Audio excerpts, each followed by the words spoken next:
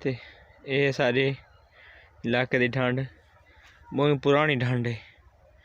तो हुण तो पानी साइड को कौन रखता, सीम वाला पानी आंदा रहा तो बहुत पुरानी ठंड है। कच्चे तो थल के दरम्यान ई साइड तो देखें थल सारे टिब्बे उत्थे सारे टिब्बे आने तो ई साइड तले बिल्कुल पानी है। बड़ी खूबसूरत जगह है।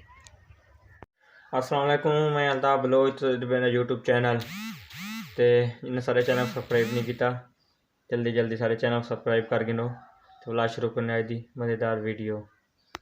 तो अज अस वीडियो इतों कुछ शुरू करें पे तो दिखाने अपने अज कमरे का सारा माहौल चेक करो कितना ही खूबसूरत।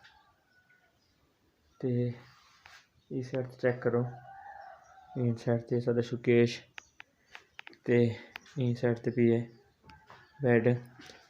ते ये मेरा कमरा नहीं है, मेरे भाई का छोटे भाई का कमरा है। माशाल्लाह